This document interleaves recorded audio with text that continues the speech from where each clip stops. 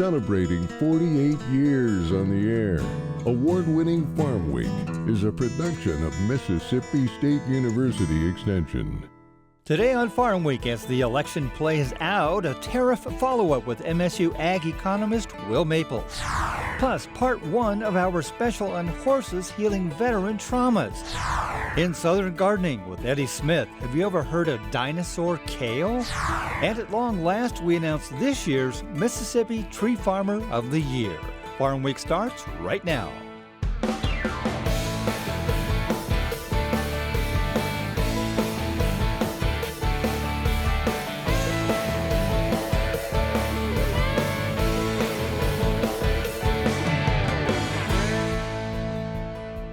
Hello everyone, I'm Zach Ashmore. And I'm Mike Russell. Great to be back with you here again on Farm Week. Last week, we told you about a new study that said potential new trade tariffs used by the White House, regardless of who's in the Oval Office, would ultimately result in losses by American ag producers. This week, we spoke with ag economist Will Maples of Mississippi State University, who explained just how those losses are likely to occur.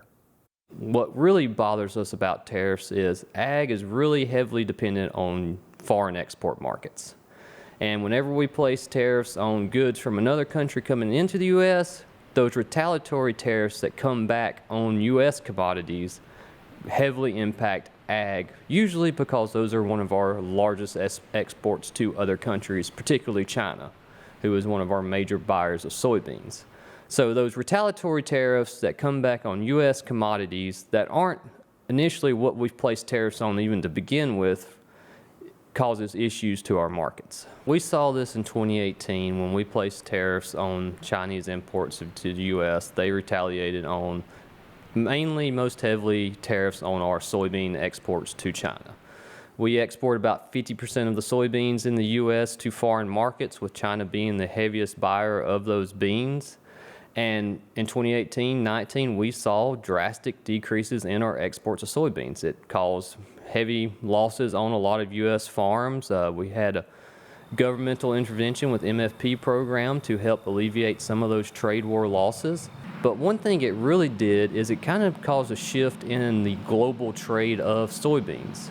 So we've seen since then, China has invested heavily into the Brazilian soybean production. Right now, Brazil is China's go-to buyer for soybeans. Brazil keeps increasing their pace of production, and they have more room to expand even more. Because from the trade war in 2018, China saw that the U.S. might not be as good of a seller of soybeans to China, and they have somebody down in South America that they can invest in and have more a little bit easier time making purchases from. The biggest impact on Mississippi is going to be on we plant over 2 million acres of soybeans. It's by far on a row crop side our biggest commodity that we grow in the state by 1.5 million plus acres. And most of our soybeans are grown over in the Delta. They go over to the river and they're shipped down to New Orleans to the export market. So any disruptions in export sales will have a heavy impact back into Mississippi on our soybean producers, and same with cotton. We export over 85% of the cotton production in the U.S. It's going over to the Far East, China, to be spun into yarn. Any disruptions there as well will impact Mississippi producers. A study that prompted the new scrutiny of tariffs was conducted by the National Corn Growers Association and the American Soybean Association. It was released on October 15th of this year. We also told you recently about a program at Mississippi State University that uses horses to help heal different traumas suffered by Mississippi GIs.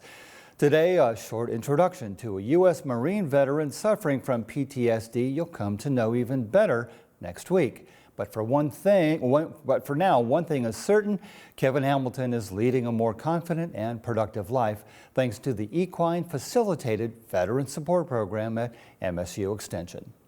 When you interact with the horses, it becomes just you and the horse. Everything outside of that disappears. And there's a certain level of calm that you achieve, where beforehand You can think that you're calm, but there's still a part of you that's on alert. And so the horses interacting with them allows you to achieve that calm like you haven't before, and you're learning a lot of things about body language and how they respond to you and your frustrations, and they react a certain way. Okay, maybe I need to change that and walk it back, and then they respond to you in a positive way. But that level of calm that you feel when you're with the horse is what really puts it over the top.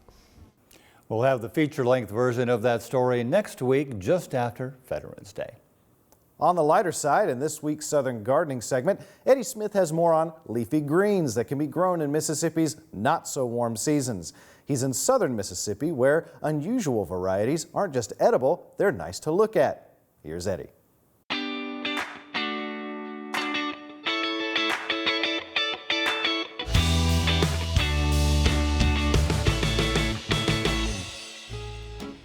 We are fortunate to have the opportunity to garden in the South, where we can grow a variety of cool season vegetables throughout the fall, winter, and spring months.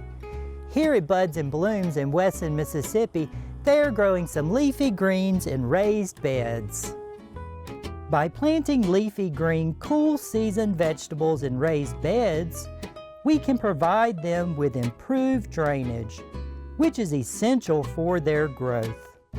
The Chinese cabbage that has been planted in this raised bed looks very healthy and vibrant.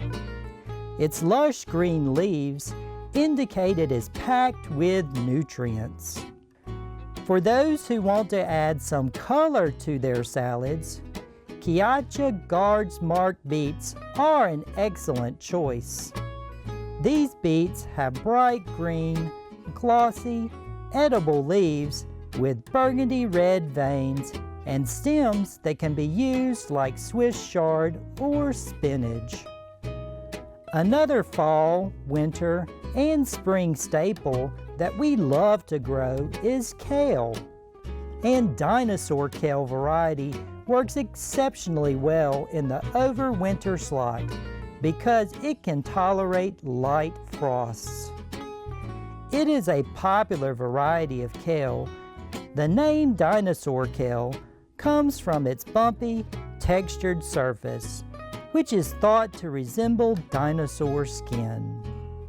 This kale variety has an upright, tall, and narrow formation, reaching up to 2 to 3 feet in height, making it an attractive plant for both edible and ornamental gardens. Consider adding cool season vegetables to your garden. I'm Eddie Smith, and I will see you next time on Southern Gardening. We'll take a break right here, but don't go away. Coming up on our Farm Week feature, we announce this year's Tree Farmer of the Year. He's well known across the nation, but he's also one of the most humble and hardworking men in the profession, despite a record and a body of experience that put him at the very top. He's a third-generation forester and manages 60,000 acres. To say that he truly knows the timber industry is practically an understatement. Mississippi Tree Farmer of the Year. That's coming up on Farm Week. Don't go away.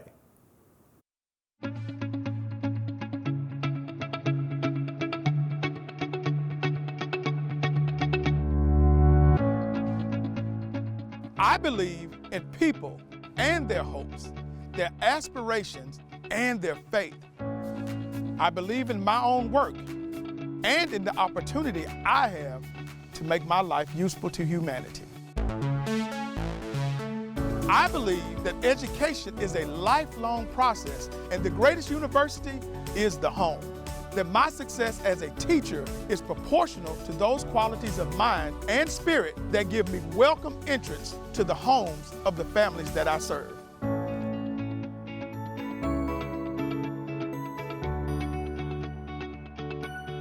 Because I believe these things, I am an extension professional.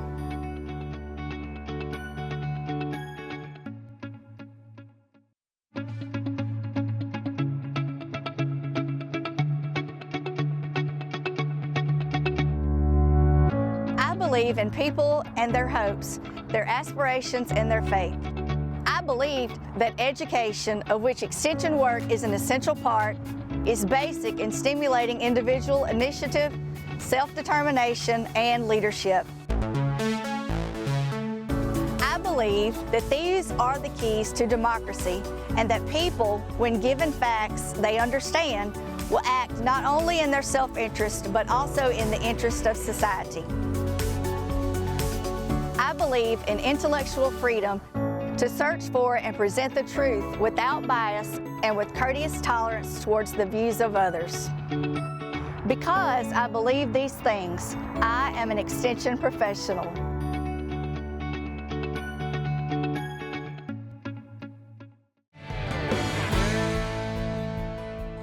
Time for the market report. Prices slipping, but only slightly. That's right, Mike. Market's on the downturn, but not by much. We'll get into that and more. But first, the numbers. What were the week's biggest gains and losses? And then several USDA reports telling us about row crop-based goods. And finally, we take a look at the peanut markets with Extension Ag economist Will Maples.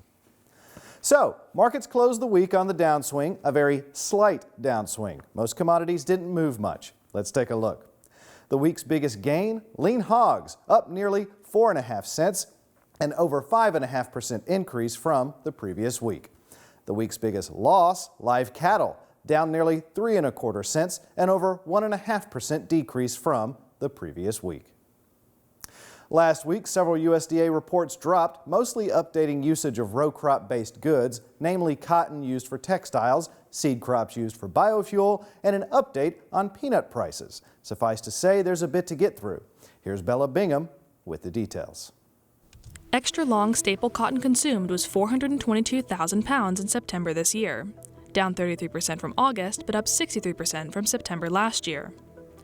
Total number of spindles on the cotton system was 753,000 during September. Active spindles consuming 100% cotton were 427,000, down 10% from last year. Soybeans crushed for crude oil about 5.5 million tons in September, compared with about 5 million tons in August and about 5.25 million tons September last year. Canola seeds crushed for crude oil about 205,000 tons in September, compared with about 199,000 tons in August and 209,000 tons in September last year. Cottonseed once refined oil production at about 25 million pounds September this year, down 24% from August and down 31% from September last year. Total corn consumed for alcohol and other uses was 490 million bushels in September. Total corn consumption down 8% from August, but up 3% from September last year. Corn for fuel alcohol down 8% from August, but up 3% from September last year. Peanut prices received by farmers for all farmer stock peanuts averaged 26.5 cents per pound for the week ending October 26th, down about half a cent from the previous week. Runner-type peanut prices averaged about 24.5 cents per pound for the week ending October 26th, down a little over half a cent from the previous week. Now that you have some context, what do the experts think? I spoke with MSU Extension row crop economist Will Maples, you met him earlier, to get a bigger picture on what these reports are telling us. We started with cotton. Yeah, so the cotton systems consumption report is an interesting one because it's basically about how much cotton are we spinning in the yarn domestically. So while we do see cotton spinning is up this year, mainly due because we have lower prices, we have a larger supply of cotton coming in this fall. It makes cotton more affordable to domestic spinning mills. We got to kind of keep in mind, though, that as far as cotton markets are concerned, we spend domestically about 1.5 million bales of cotton in the U.S. domestically. It's a small fraction of the overall cotton use, but it's mainly dependent on the export market. So any strength we see in the domestic cotton spinning is good. We like to see it. We like to see those higher spinning values, but market-wise, it has a smaller impact on what we see with price movements. Well, I suppose both of those crushing reports that came after were a bit more eye-opening. So you had the oil seeds crushings, which is mostly soybeans, but there are other oil seeds involved in that. And then you also had the grain crushings, and we focused on corn. So with both of those crushings reports, what is that trying to tell us? Yeah, so we saw crushings of both commodities up from last year, mainly because we have a lot higher supplies this year, as we've talked about a lot on this show. corn and soybeans are both cheaper, so we'd expect that to drive more demand for those commodities when it comes to crushing. So it's good to see those higher numbers. It adds some good strength to the domestic market for those commodities. On the corn side, main crushing corn for ethanol. Ethanol is a major component of corn demand, and anytime we can see some strong ethanol numbers, that's good for the market. Let's move on to peanuts real quick, which is an interesting commodity because they don't really trade that in Chicago. So it can be kind of hard to get peanut prices set. We kind of got to rely on the USDA for these numbers. And that latest peanut report shows that basically peanut prices are trending pretty close to how they were this time last year. Yeah, so peanuts are interesting compared to other commodities we talk about because a lot of times they're grown on contracts. They don't have a futures contract to trade. Most of those producers, they sign some type of grower contract in the spring based off of what kind of bids they can get from the peanut buyers. So last year we saw some pretty good, strong peanut prices. Kind of got lower stocks right now compared to where we've been the last few years. When you compare peanuts to cotton, peanuts are more profitable per acre than cotton are right now. So we're expecting into next year that's going to drive some more peanut acreage in, which will probably dampen prices a little bit just because we're getting more acres, build up those stocks again. But overall right now, peanuts is one commodity market. We've been kind of doom and gloom on here the last little bit about some of these commodities, but peanuts still have a little bit of strength to them. And that's it for a deeper look into the markets. Prices seem to be looking for something to hang on to while harvest finishes up. Mike? Thanks, Zach. Well, we've been itching to make this announcement, this year's Mississippi Tree Farmer of the Year. The man you're about to meet is a Mississippi State grad with a long personal history in the timber business. Trust me, we could talk about him for hours, but see for yourself. Meet David Hall of Hall Tree Incorporated.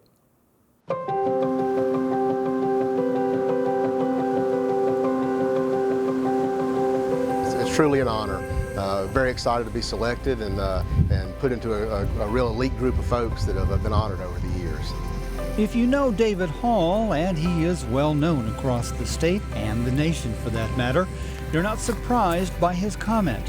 He is, after all, one of the most humble and hardworking men in the profession. Despite a management record and a body of experience, education, and professional knowledge that put him at the very top. An MBA graduate from Mississippi State University, he's the president of Hall Tree Incorporated in Meridian. It owns and manages about 60,000 acres.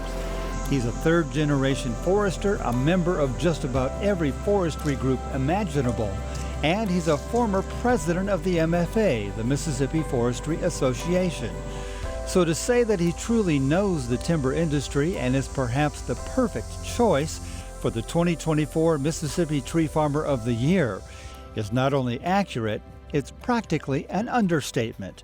The man who nominated him should know. How he does everything he does, it just amazes me.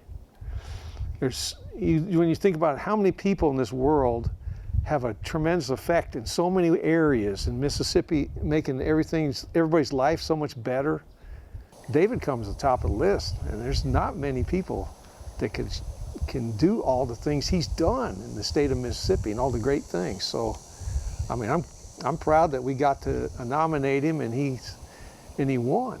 This is a great honor for him, and I'm glad he won. He definitely deserves it. He's one of those members that you wish you could replicate and have several of them because what he does for our association and what he does for the industry is very vital, and we need more landowners like him that are willing to put in the time and the effort and are willing to educate others and bring people in to appreciate the beauty of his property. David's corporation has a relationship with Scotch Plywood Company that goes back many decades. In fact, these days, at any given time, Scotch has 3 or 4 crews actively working David's land, carefully managing a prescribed burn program on 3,000 to 5,000 acres a year, conducting thinnings and clear cuts, and obviously more.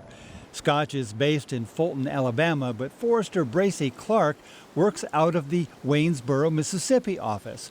Like most, he's routinely impressed with David. I think a lot of it is he kind of dives into it every day. So like I said, he serves on the boards, and so he is around the inner workings of the forestry industry in Mississippi. Our Scotch employees, we're on the ground, managing the land, dealing with loggers, doing the burning and all that. But there's a whole other side to it that we don't see, and that's in the board meetings, in Congress, and stuff like that David knows a lot about. I just think all of his experience on both sides, on the ground, in the office, in the boardrooms, kind of gives him overall just a great knowledge about the business. Scotch manages a 43-year rotation, longer than the typical tree farm. But there's no question the teamwork between David and Bracy is centered around making the property far more enjoyable and producing revenue. His overall management goal, even if he was doing something different, right? I mean, even if he was just doing a regular, shorter 25 to 30-year-old sawtimber rotation, his goal just meets the four aspects of tree farm, or the four pillars of tree farm, which is woods, wildlife, water, quality, and recreation. I mean, that's how he sees his management, and I think that's what it takes. There's also no question that a great deal of thought goes into the management of Halltree's land. It always has, says David. In other words, it's all about being one thing: intentional. You have to be very intentional and think well ahead of time of 10, 20, 30 years down the road. Your trees we're planting now, we're not going to harvest until they're probably 45 years old. We'll have a lot of activities, management activities along the way, just like a row crop farmer would with fertilizing or spraying invasive species or whatever. We've got a lot of the same things we're going to do along the way, just on a much longer time frame. David led us on a tour of his property. Here, a 25-year-old loblolly pine plantation, planted actually before the property was purchased. It's burned frequently, at least every other year. The vegetation is relatively low, but it's high-quality forage for deer, turkey, and quail. David says this kind of management has been beneficial for timber growth, producing good diameter and height growth on all the trees. Here, an example of contrast. On one side of the road, a 4-year-old pine plantation in an area that had been high-graded by the previous owner. David says he let the area sit for 18 years until the timber was big enough to harvest before conversion. Across the road, a 14-year-old pine plantation that's just been first thinned, just after a burn. Blue paint indicates trees left behind for better stalking afterward. In this area, a recent harvest in a mixed stand of pine and hardwood about 40 years old that had also been high-graded. It finally grew big enough for harvest and conversion. Soon, David says, an aerial application of herbicide will kill anything that's sprouted back. That, followed by a burn, will be followed by further plantings of seedlings. Adjacent to it, a large pipeline used for seasonal wildlife food plots. He says it's a popular place for hunters and other recreational users. And here, an interesting mix of food plots, a variety for wildlife, a mixture of soybeans and cowpeas. On the perimeter, all the way around the field, another mixture that's graze tolerant and high in protein. David says the area has had a big impact on the quality and health of the animals that graze here. In this area, a footbridge over a creek built originally to access a food plot for hunting and improved over the years to make it safer and provide better access to a hiking trail. Scout troops occasionally use the trail for badge requirements, and David sometimes makes maps for their navigation. And finally, an area that was originally 80 acres of cattle pasture.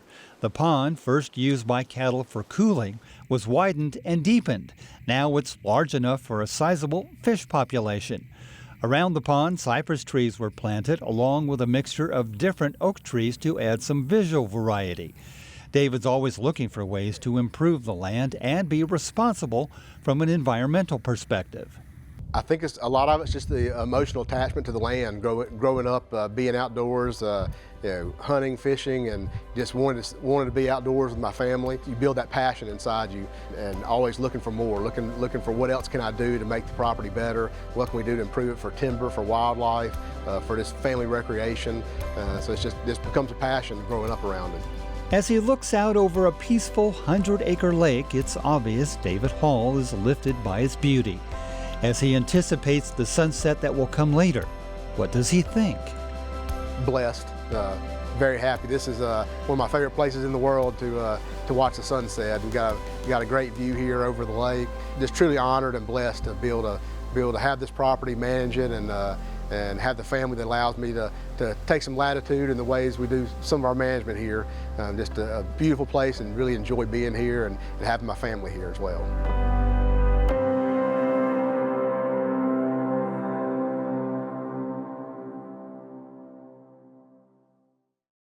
Congratulations once again to David Hall of Meridian, Mississippi, this year's Tree Farmer of the Year.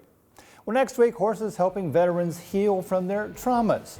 It's a special feature story after Veterans Day this year, a program at Mississippi State University Extension designed to use the intuitive and healing nature of horses to help former GIs regain confidence and stability. You'll meet a veteran whose story of continuing recovery is both powerful and inspiring. A Veterans Day special, that's next time on Farm Week. Remember, if you missed a story, look for past episodes of Farm Week on our website at farmweek.tv. And don't forget to follow us on Facebook and YouTube. See you next week. Thanks for watching.